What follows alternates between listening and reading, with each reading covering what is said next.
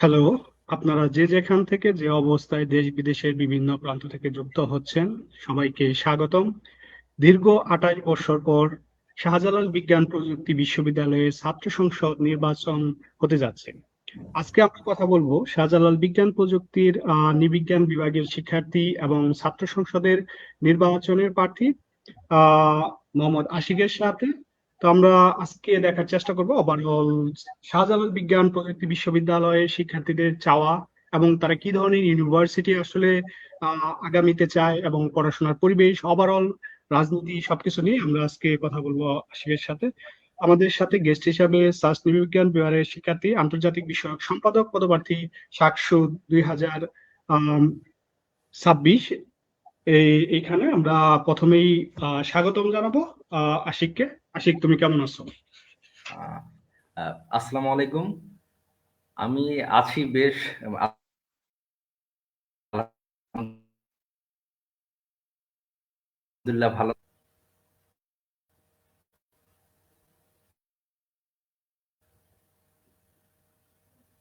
Hello, তোমার কথা মনে হয় কেটে যাচ্ছে। ওকে, সমস্যা নেই, এখন ঠিক হয়েছে।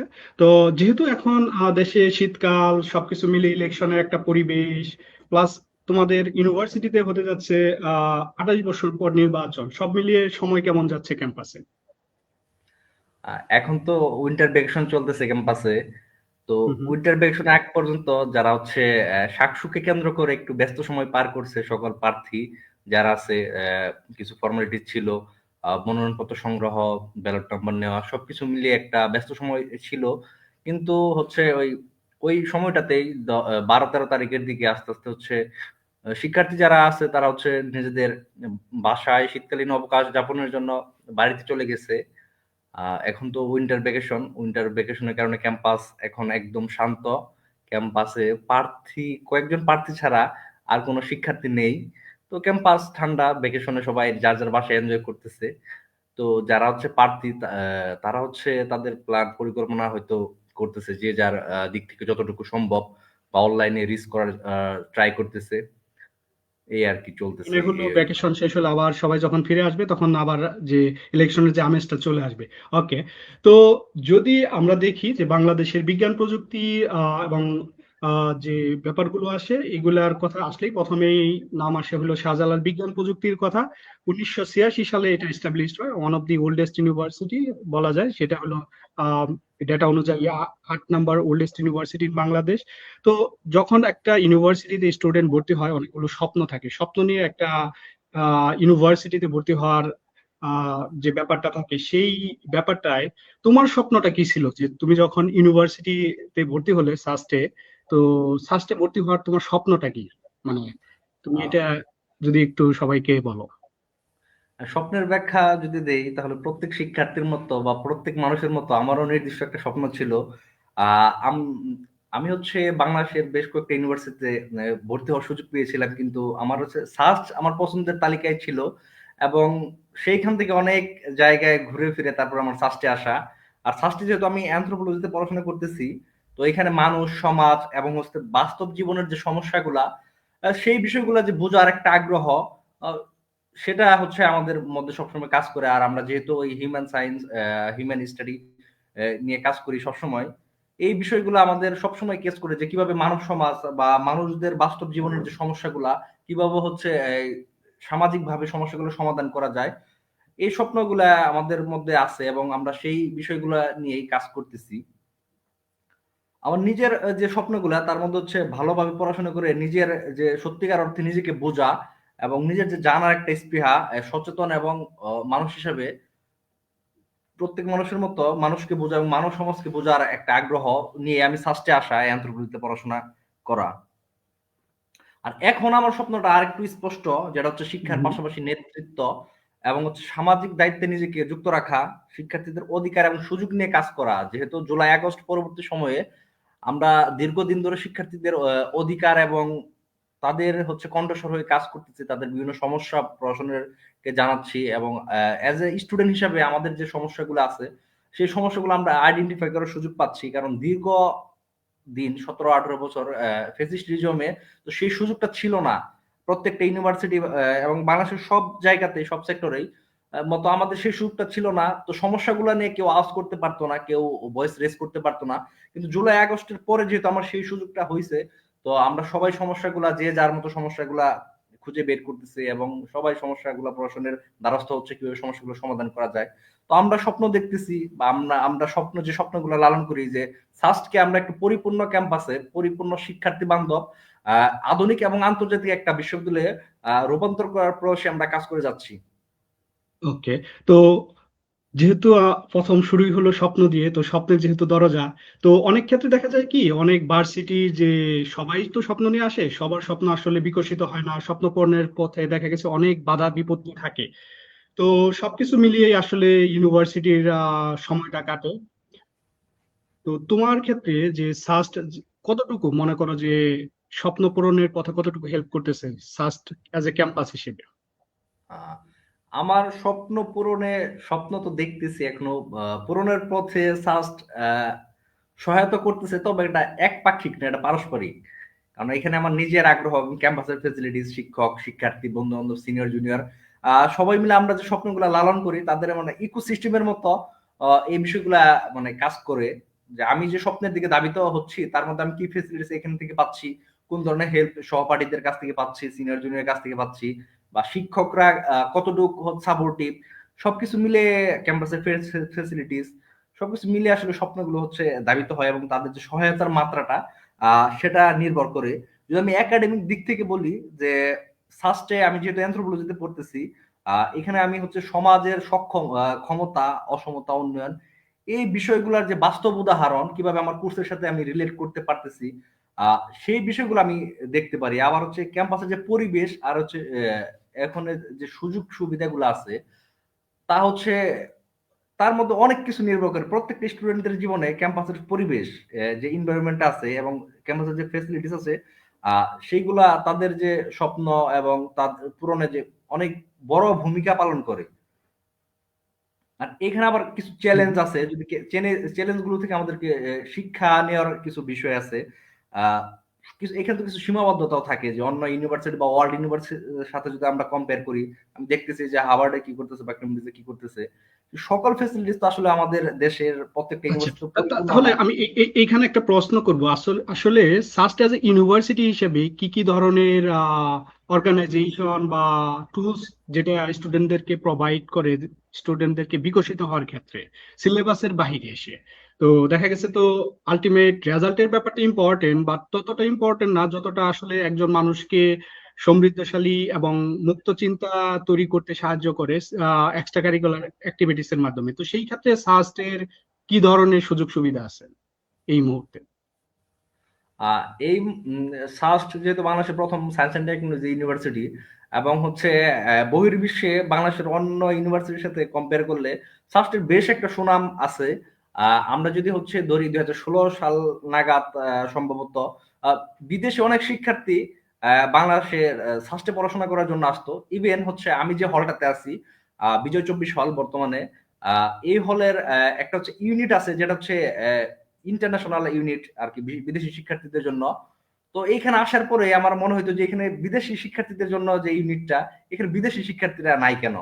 তো সবকিছু মিলিয়ে যে আগে অনেক ফ্যাসিলিটি ছিল সায়েন্স, প্রথম সায়েন্স অ্যান্ড টেকনোলজি ইউনিভার্সিটি হিসেবে অনেক সুনাম ছিল আর কি। কিন্তু এখন সে সংখ্যাটা নাই, একদমই নাই। তো এখন কিছু ল্যাকিংস আছে, কিছু ঘাটতি আচ্ছা, আছে সাস্টের। বিদেশি স্টুডেন্ট আসলে যেহেতু এটা একটা কালচারাল এক্সচেঞ্জ হয়, প্লাস হলো এটা বলা যায় যে ইউনিভার্সিটির জন্য খুবই ভালো একটা সাইন, বাট এই যে নাই, এই নাইয়ের পিছনে তোমার আসলে কি মনে হয় যে এটার কারণটা কি? আহ এই নায়ের পিছনে আসলে অনেক বিষয় জড়িত। আহ ক্যাম্পাসের সার্বিক অবস্থা, তারপর হচ্ছে আমাদের সবকিছু আছে, কিছু রিস্ট্রিকশন আছে, প্রশাসনিক কিছু দায়বদ্ধতা থাকতে পারে এখানে। বা হচ্ছে সাস্টের যে আগের যে হাইপটা ছিল, যে হচ্ছে যে পরিমাণ সুযোগ সুবিধা প্রোভাইড করতে পারতো ওই সময়ে, মানে যদি আমি 8-9 বছর আগের কথা চিন্তা করি, ওই সময় যে ফেসিলিটি দিতে পারতো 2025 সালে এসে সম্ভবত সেই পরিমাণ হচ্ছে ফেসিলিটি দিতে পারছে না, যার ফলে হচ্ছে বহির্বিশ্বের যে শিক্ষার্থী তারা হচ্ছে সাস্টের প্রতি আকৃষ্ট হচ্ছে না। তার মানে হলো জিনিসটা এমন দাঁড়ায় যে আমরা আগের থেকে খুব বেশি ভালো করতেছি না, বরঞ্চ আরো পিছিয়ে গেছি। তো যাই হোক, এখন যদি একজন স্টুডেন্ট সাস্টে ভর্তি হয়, প্রথম যখন সবাই আসে নিউ কামার হিসেবে তাদের কিছু সমস্যা থাকে, সেটা হয়তো বা বাড়িতে সে যেভাবে থাকতো বা ইন্টারনেটে দেখা গেছে একটা এলাকায় থেকে আরেকটা এলাকায় তার কখনো যাওয়া হয় নাই। তো একজন ইন্টারমিডিয়েট স্টুডেন্ট তার পড়াশোনা শেষ করে ইউনিভার্সিটি লাইফে ঢোকার সময় সাস্টে যদি অবস্থান করে তার 4 বছর, সেই প্রথম যে সময়টা, যেহেতু তোমরাও ওই সময়টা পার হয়ে গেছো, তো কি ধরনের আসলে সমস্যা ফেস করে একটা ইউনিভার্সিটির প্রথম সময়গুলোতে?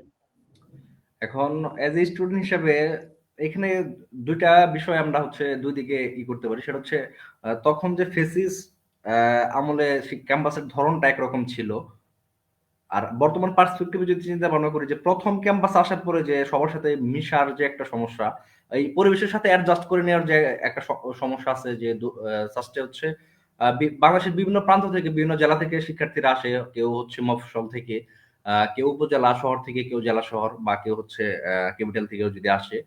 তো এইখানে অ্যাডজাস্ট করে নেওয়ার একটা বিষয় আছে। তারপর হচ্ছে সহপাঠীদের সাথে মেশা, ডিপার্টমেন্টের সাথে অ্যাডজাস্ট করা। তারপরে এইখানে আসার পরে শিক্ষার্থীরা যে প্রথম যে সমস্যাগুলো ফেস করে তার মধ্যে হচ্ছে আবাসন সংকট। আপনার ফার্স্টে হচ্ছে 6টা হল আছে, তার মধ্যে 3টা মেয়েদের জন্য এবং 3টা ছেলেদের। তো আমাদের 6টা হলে ক্যাপাবিলিটি যদি ধরি 2800 বা 3000 সব মিলে আর আর কি। তো ফার্স্টে অলরেডি হচ্ছে ধরেন 9 থেকে 10,000-এর মতো শিক্ষার্থী ক্যাম্পাসে আছে। তো এইখানে কেউ প্রথমে আসার পরে যে ওই যে পরিবেশে তো অ্যাডজাস্ট করে, যে কোনো নতুন পরিবেশে অ্যাডজাস্ট করার একটা বিষয় থাকে। তারপরে ফার্স্টের শিক্ষার্থীরা আসার পরে হল পায় না। এটা হচ্ছে একটা মেজর একটা ইস্যু। ফার্স্টের জন্য কেন যে ছেলেটা কুড়িগ্রাম থেকে আসতেছে, বা আমার কথাই যদি ধরে আমি টাঙ্গাইল থেকে আসছি এখানে, আহ আসার পরে এখানে যদি হল না পায় তাহলে বাইরে মেস খোঁজা, বাসা খোঁজা, সেইখানে কি সিকিউরিটির ইস্যু থাকে, খাবারের ইস্যু থাকে, সবকিছু মিলে আর কি ওনার অ্যাডজাস্ট করতে হচ্ছে। মানে মূল সমস্যাটা হয় এখানে যে সিকিউর একটা আবাসন ব্যবস্থা মানে পাওয়া যায় না। এখানে 100% যে আবাসন ব্যবস্থা নিশ্চিত করতে পারতো, তাহলে হচ্ছে শিক্ষার্থীর যে ভোগান্তিটা সেটা অনেকাংশে কমে যেত। তো এটা আছে। তারপর হচ্ছে নতুন কারিকুলাম, একটা ইউনিভার্সিটি তো আর কলেজ লেভেল আর ইউনিভার্সিটি লেভেল তো দুটা আলাদা ম্যাটার করে, এখানে ডিফারেন্স আছে যেহেতু। তো নতুন ভাবে পড়াশোনা করা, নতুন কারিকুলামে নতুন কারিকুলামে পড়াশোনা করা, তারপর হচ্ছে এখানের পরীক্ষা, সবকিছু মিলে আর কি ওই অ্যাডজাস্ট করতে একটু টাইম লাগে। ওকে। তো আরেকটা জিনিস যেটা আমরা মাঝে মাঝে দেখতাম পত্রিকা নিউজগুলাতে, নতুন ছাত্র যখন ইউনিভার্সিটিতে ভর্তি হয়, তো সেই ক্ষেত্রে র্যাগিং কালচারটা ছিল। তো এই র্যাগিং কালচারটা কি এখনো এক্সিস্ট করে ইউনিভার্সিটিতে, নাকি এটার পরিবর্তন 5 আগস্টের পরে এটা চেঞ্জ হয়েছে? 5 আগস্টের পরে এবং আমি আসার পরে ক্যাম্পাসে দেখতাম হচ্ছে no ragging, ragging free university আর কি, জিরো টলারেন্স র্যাগিং এর বিরুদ্ধে। ছাত্র প্রশাসনের এই বিষয়টা খুবই ইতিবাচক এবং খুবই হেল্পফুল ফর এ নিউ কামার।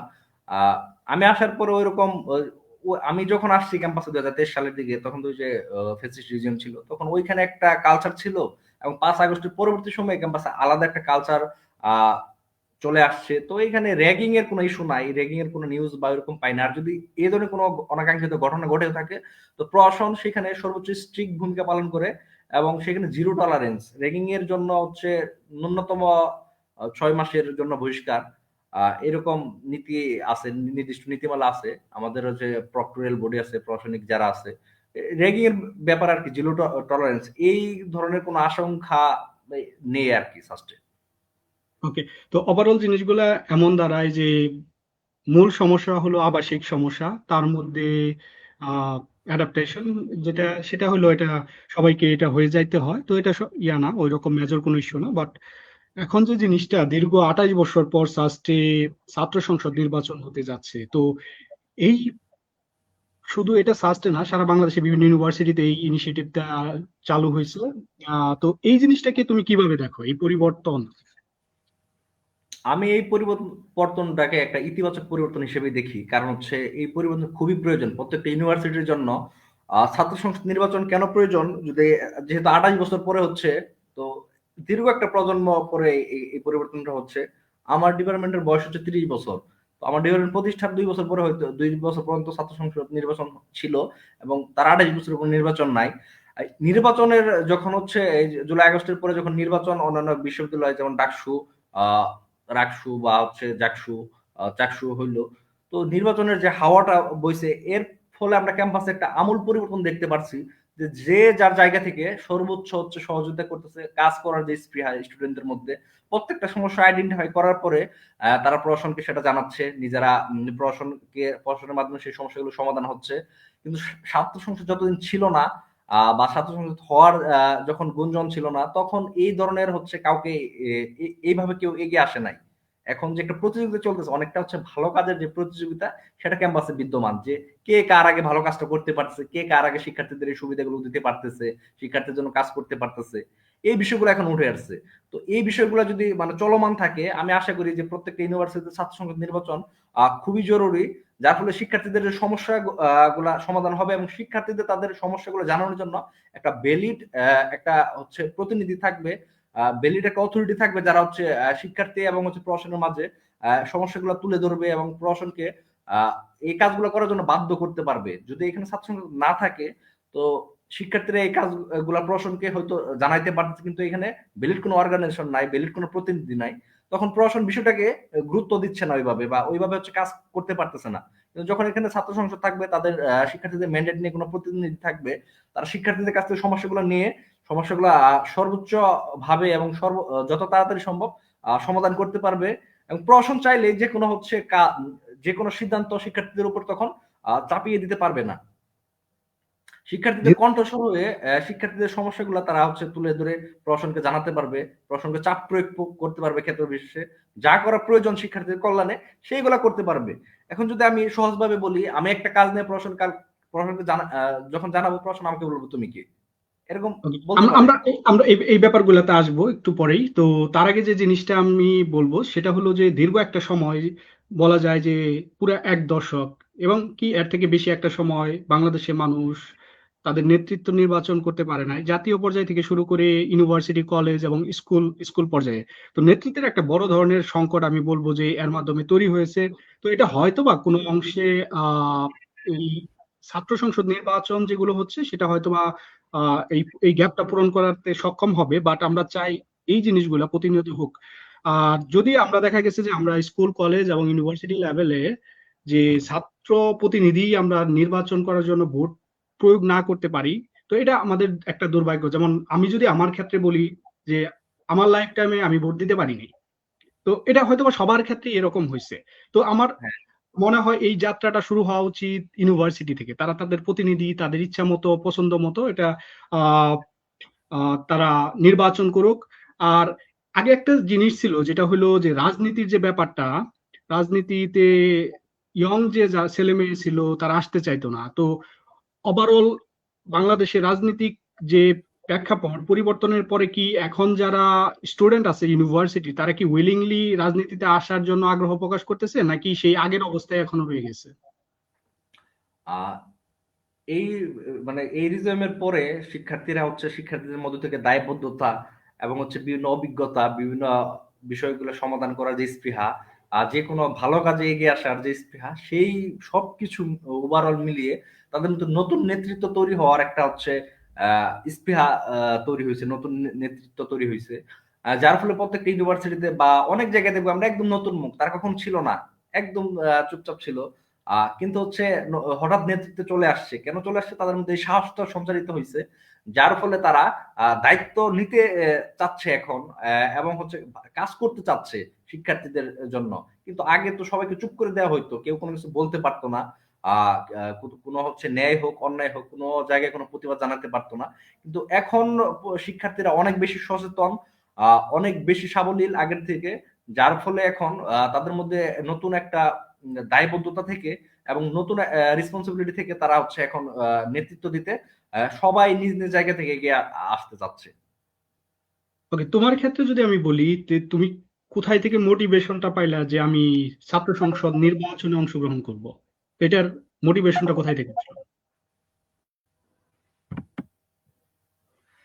আমার ক্ষেত্রে যদি বলি, ছাত্র সংসদ নির্বাচনে অংশগ্রহণের যে বিষয়টা, সেটা হচ্ছে আমার হঠাৎ করে আসেনি। আমি হচ্ছে 5 আগস্ট পরবর্তী সময়ে, এবং আপনার যদি জেনে থাকেন, আমি হচ্ছে দীর্ঘদিন ধরে 2018 সালের নিরাপদ সড়ক আন্দোলন থেকে শুরু করে এখন এখন পর্যন্ত আহ নিরাপদ সড়ক আন্দোলন যখন আমার ওই যে রমিজউদ্দিন ক্যান্টনমেন্টে আমার ব্যাচমেট দুজন হচ্ছে মারা যায় বাস চাপায়, তারপর থেকে আমি যে কোনো হচ্ছে আন্দোলন সংগ্রামের সাথে যতটুকু পারে আর কি সাধ্য অনুযায়ী আমি চেষ্টা করি সম্পৃক্ত হওয়ার জন্য।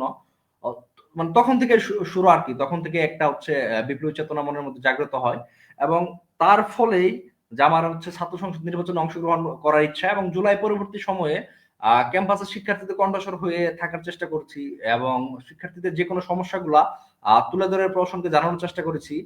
সমস্যাগুলো সমাধান করার জন্য যত ধরনের ইনিশিয়েটিভ নেওয়ার প্রয়োজন সেইগুলো নেওয়ারও ট্রাই ট্রাই আমার প্রচেষ্টা ছিল, এবং সেই প্রচেষ্টাগুলো অব্যাহত আছে। তো সেইখান থেকে আমার মনে হলো যেহেতু সাস্ট হচ্ছে গ্লোবালি একটা সুনাম ছিল, বহির্বিশ্বে একটা সুনাম ছিল সাস্টের, এবং আপনাকে আমি একটু আগে যেটা বললাম আহ, যে সাস্টে একটা সময় পর্যন্ত বিদেশি শিক্ষার্থীরা পড়াশোনা করতে আসতো। তো এই পার্সপেক্টিভে আমার হচ্ছে মনে হয়েছে যে না, ছাত্র সংসদ যেহেতু হচ্ছে শিক্ষার্থী যদি ম্যান্ডেট দেয় তাদের জন্য কাজ করতে পারবো, এবং সাস্টকে একটা আধুনিক এবং শিক্ষার্থী বান্ধব বিশ্ববিদ্যালয়ে রূপান্তর করার জন্য যে যে ইনিশিয়েটিভ নেওয়া প্রয়োজন সেইগুলো নেওয়ার হচ্ছে চেষ্টা করব। ওকে। তো স- তুমি যদি ছাত্র প্রতিনিধি না হইতে, তো তুমি যদি অনলি ভোটার হইতে, তাহলে তুমি কিরকম প্রতিনিধি চাইতে? আমি যদি ছাত্র প্রতিনিধি না হইতাম, যদি আমি একজন ভোটার হইতাম, অবশ্যই আমি ভোটের ক্ষেত্রে ইনসাফ করতাম। কারণ হুম হচ্ছে হুম। ভোট তো হচ্ছে আমানত। এখানে হচ্ছে কে যোগ্য, কে শিক্ষার্থীদের জন্য দীর্ঘদিন ধরে কাজ করে যাচ্ছে এবং কাজ করবে বলে আমার বিশ্বাস হবে। এটা হচ্ছে এরকম হতে পারে না যে হচ্ছে নির্বাচন কেন্দ্রিক অনেক প্রার্থী আসবে ক্যাম্পাসে, নির্বাচনের জন্য বিভিন্ন প্রচার প্রচারণা করবে, বিভিন্ন ইনিশিয়েটিভ নিবে, কিন্তু যারা দীর্ঘদিন শিক্ষার্থীদের সাথে ছিল এবং যারা দীর্ঘদিন ধরে আন্দোলন সংগ্রামে ছিল, বিভিন্ন শুধু এটা রাজপথের আন্দোলন না, এটা সাংস্কৃতিক আন্দোলন হতে পারে, শিক্ষার ক্ষেত্রে আন্দোলন হতে পারে, বিভিন্ন ধরনের কালচারাল হতে পারে, সেমিনার সিম্পোজিয়াম বা যে কোনো দিক থেকে তার শিক্ষার্থীদের পাশে সর্বদা ছিল। শিক্ষার্থীদের কথাগুলো যারা শুনতো এবং শিক্ষার্থীর সমস্যা সমাধানের সর্বোচ্চ আহ শিক্ষার্থীর বিপদ আপদে যারা সবসময় ছিল, কথাগুলো শুনে আহ, সমস্যা সমাধানের জন্য সর্বোচ্চ সহায়তা করতো, আহ, তাদেরকে আমি হচ্ছে নির্বাচিত করতাম বা তাদের পক্ষে আমার ভোটটা থাকতো। ওকে।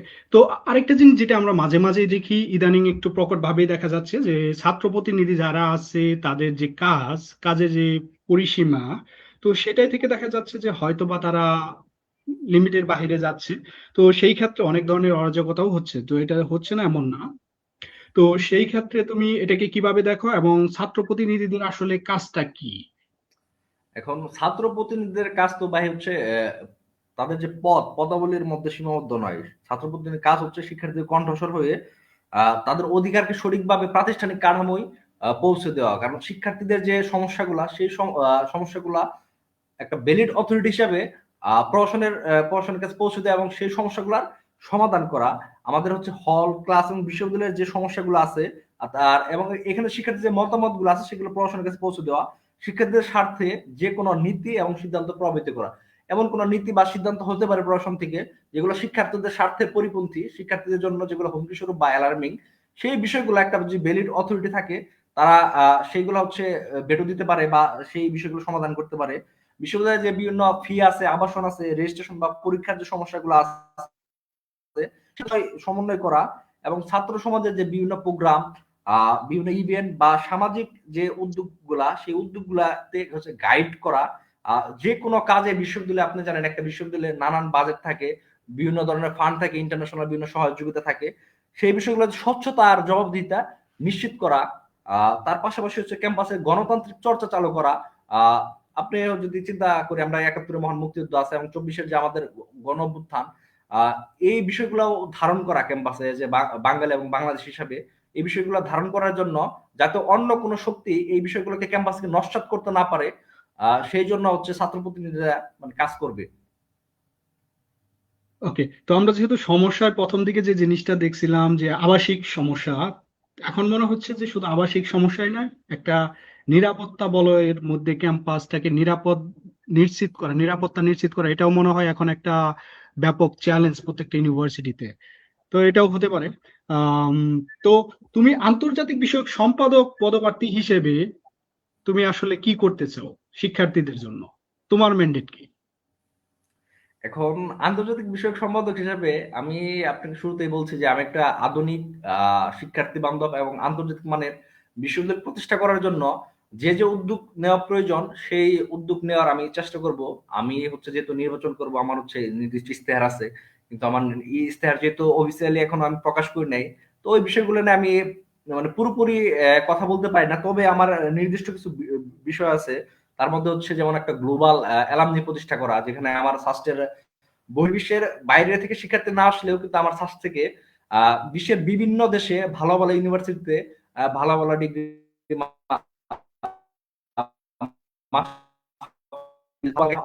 আছে, আমার ডিপার্টমেন্ট আছে, এবং আমাদের সাস্টের প্রায় সব ডিপার্টমেন্টেরই অনেক সিনিয়র হচ্ছে বিশ্বের বিভিন্ন দেশে তারা পড়াশোনা করতেছে। তো তাদের নিয়ে একটা গ্লোবাল অ্যালামনাই গঠন করার চিন্তা ভাবনা আছে। তারপর হচ্ছে সাস্টে হচ্ছে ইন্টারন্যাশনাল বিষয়ে সহায়তা করার জন্য একটা আলাদা একটা দপ্তর করার চিন্তা ভাবনা আছে, যেখানে ইন্টারন্যাশনাল সকল ধরনের হেল্প পাওয়া যাবে। তারপরে হচ্ছে আপনি জানেন আমি যদি হচ্ছে বাংলাদেশ হিসাবে, বাংলা হচ্ছে আমার ফার্স্ট ল্যাঙ্গুয়েজ, ইংলিশ হচ্ছে গ্লোবাল সেকেন্ড ল্যাঙ্গুয়েজ হিসেবে পরিচিত বা বাঙালিদের জন্য। তো আমি এখানে থার্ড একটা ল্যাঙ্গুয়েজ যদি ইমপ্লিমেন্ট করা যায়, বা হচ্ছে এখানে আধুনিক ভাষা ইনস্টিটিউশন আছে, তো এখানে যে বহু ভাষা কোর্স যদি অন্তত প্রত্যেক ডিপার্টমেন্টের জন্য একটা কোর্স ফ্রিতে চালু করা যায়, যে ফ্রেঞ্চ বা হচ্ছে স্পেন বা হচ্ছে জার্মান, যে ভাষাটা যে কোনো শিক্ষার্থী চাইলো যে কোনো ডিপার্টমেন্টের জন্য একটা কোর্স অন্তত মানে থার্ড ল্যাঙ্গুয়েজ হিসেবে একটা কোর্স চালু করা, এই ধরনের শিক্ষার্থী বান্ধব বিভিন্ন কার্যক্রম নিয়ে আমরা কাজ করতেছি। দেখা যাক যেটা শিক্ষার্থীদের জন্য সব থেকে বেশি হেল্পফুল হয় সেই বিষয়গুলোতে আমরা ফোকাস করব, যাতে তার হচ্ছে ওই পুরনো যে হারানো যে মর্যাদা আছে সেগুলো যেন ফিরে পায়, এবং বহির্বিশ্বে তার সুনাম এবং সম্মান আরো বেশি বর্ধিত করতে পারে। এবং এখানে আরেকটা বিষয় ইনশিওর করি, আমাদের সাস্টের যে ইঞ্জিনিয়ারিং যে সেক্টর গুলা বা হচ্ছে আইসিটির যে ডিপার্টমেন্ট গুলো, সফটওয়্যার, কম্পিউটার সায়েন্স, ট্রিপলি, ওনাদের হচ্ছে অনেক ইনোভেশন আছে।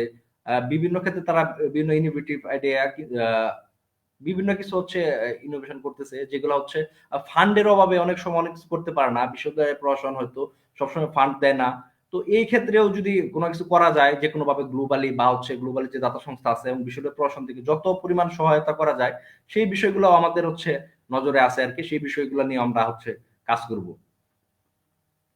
ওকে, খুব সুন্দর প্ল্যান। তো এখন আমরা যারা অডিয়েন্স আছে, যারা দেখছে, তাদের কাছে রিকোয়েস্ট করব, যদি আপনাদের কোনো প্রশ্ন থাকে সেই ক্ষেত্রে আপনারা কমেন্টে লিখতে পারেন। আপনারা লিখে আমাদেরকে জানাইতে পারেন, তো সেই ক্ষেত্রে আপনাদের মেসেজটা এখানে কনভে করা হবে। তো আমরা খুব বেশি সময় নিব না, আর হয়তো বা অল্প সময়ের পরে আমরা শেষ করব। তো আরেকটা জিনিস যেটা হলো, তোমার আসলে আগামী সাস্টের জন্য মেসেজটা কি? আগামী সাস্টের জন্য স্বাস্থ্য হচ্ছে, আমার হচ্ছে যেহেতু আমার ইউনিভার্সিটি, তো স্বাস্থ্য নিয়ে আমাদের অনেক স্বপ্ন প্রত্যেকটা শিক্ষার্থীর মতো। আমি হচ্ছে স্বাস্থ্যের জন্য একটা আশাবাদী, প্রেরণাদায়ক, উন্নয়নমুখী, শিক্ষার্থী বান্ধব, শিক্ষক প্রশাসন সবাইকে নিয়ে একটা হচ্ছে সুন্দর ক্যাম্পাস প্রত্যাশা করি, যেখানে শিক্ষার মান এবং সুযোগ বৃদ্ধি পাবে। তারপর হচ্ছে ছাত্র কেন্দ্রিক হচ্ছে ক্যাম্পাস হবে। আমি যদি এখন চিন্তা ভাবনা করি, দেখা যায় হচ্ছে ক্যাম্পাস আগের মানে সিনিয়রদের কাছ থেকে শোনা আর কি, ক্যাম্পাসে একটা সবসময় উৎসবমুখ পরিবেশ থাকতো। সেই বিষয়গুলো এখন নাই। তবে সেই বিষয়গুলো যাতে হচ্ছে যত আহ, দ্রুত সম্ভব সেই বিষয়গুলা ইনশিওর করা। তারপর আন্তর্জাতিক যে সুযোগ এবং যে সংযোগ, বিশ্বের বিভিন্ন দেশ এবং বিভিন্ন দাতা সংস্থার কাছে হচ্ছে আহ, শিক্ষার্থীরা যে কোনো ভাবে বিশ্বমঞ্চে নিজেদের উপস্থাপন করতে পারবে, সেই বিষয়গুলো তুলে ধরবো। এবং শিক্ষার্থীরা যোগ্য এবং উদ্ভাবনী যে বিভিন্ন প্রকল্পের মাধ্যমে সমৃদ্ধ, সৃজনশীল এবং সহায়ক একটা ক্যাম্পাস প্রতিষ্ঠা করার, যেখানে হচ্ছে আগামী দিনে ছাত্র হবে শিক্ষার্থী বান্ধব, আন্তর্জাতিকভাবে সংযুক্ত, উদ্ভাবনী, দায়িত্বশীল এবং সমৃদ্ধ ক্যাম্পাস, যেখানে স্বপ্ন পূরণের সকল ধরনের সুযোগ সুবিধা থাকবে। এবং আমি হচ্ছে প্রাউডলি বলতে পারবো আই এম এ সাস্টিয়ান, এন্ড সারা বিশ্বে মানে সাস্টকে হচ্ছে জানবে একটা হচ্ছে আধুনিক একটা ক্যাম্পাস হিসেবে। ওকে আশিক, তোমাকে ধন্যবাদ। তো আমরা শেষ করব, শেষ করার আগে কিছু জিনিস বলবো। আগামী সাস্ট এবং সাস্টের শিক্ষার্থীদের স্বপ্ন পূরণ হোক, মেধাভিত্তিক রাজনীতি ফিরে আসুক সাস্ট ক্যাম্পাসে, এবং সুস্থ পরিবেশ বিরাজ করুক, যাতে করে আমরা বলতে পারি বাংলাদেশে একটি ইউনিভার্সিটি আছে, যে ইউনিভার্সিটিটা সারা দুনিয়াতে তার অবস্থান করে নিয়েছে। এবং সুস্থ, সুন্দর, নিরাপদ আবাসস্থল তৈরি হোক। এবং শুধু তাই না, এবং গবেষণা কালচার, সেটা যেটা আশিকের স্বপ্ন, হয়তোবা সেটা অনেক শিক্ষার্থীদের স্বপ্ন। তো এই স্বপ্নগুলা পূরণ হোক, স্বপ্নগুলো পূরণের মাধ্যমে শিক্ষার্থীদের আশা আকাঙ্ক্ষার প্রতিফলন ঘটুক, এটাই আমাদের চাওয়া। আর এতটুকুই। তো আমরা আরেকটা জিনিস মেসেজ দিব যে বায়ু বাংলা আমরা আমাদের কথা বলি বাংলাদেশের তরুণ মেধাবীদের নিয়ে, তাদের গল্প নিয়ে। আমরা মূলত কাজ করি সায়েন্স, টেকনোলজি, ইনোভেশন অ্যান্ড এন্টারপ্রেনারশিপের উপর, এবং আপনারা আমাদের সাথে যুক্ত হতে পারেন বিভিন্ন মাধ্যমে, বিভিন্ন ভাবে। তো আপনারা আমাদের সাথে ইন্টার্নশিপে যুক্ত হতে পারেন। আমরা ইন্টার্নশিপ এখন 2টা প্রোগ্রামে অলরেডি অ্যানাউন্স করছি, তো সেখানে আপনারা যুক্ত হতে পারেন। সাথে সাথে আপনারা যদি চান আপনারা আমাদের সাথে যুক্ত হতে পারেন ভলেন্টিয়ার হিসাবে, অথবা আপনাদের যদি কোনো গল্প থাকে সেই গল্পটা আমাদের সাথে শেয়ার করতে পারেন। সেই গল্পটা আমরা অডিয়েন্সের মাধ্যমে আমরা কনভে করার চেষ্টা করব। সবাই ভালো থাকবেন, সুস্থ থাকবেন। আজকে এতটুকুই। আশিক, তোমাকেও ধন্যবাদ তোমার প্ল্যান প্রোগ্রাম সবকিছু শেয়ার করার জন্য অডিয়েন্সকে। তো ভালো থাকবে, পরে আবার কথা হবে। ঠিক আছে ভাই, আপনাকে ধন্যবাদ। আমি আরেকটা বিষয় অ্যাড করি, সেটা হচ্ছে ওকে। এটা আমার প্রথম কোনো পডকাস্ট ছিল, অনেক ভুল ভ্রান্তি ছিল, অনেক জড়তা ছিল। সবকিছুর জন্য আমি ক্ষমা চেয়ে এবং আপনাকে ধন্যবাদ জানিয়ে আমার কথা শেষ করছি। ওকে, তোমাকেও ধন্যবাদ। আবার কখনো কথা হবে। জি ভাই, থ্যাংক ইউ।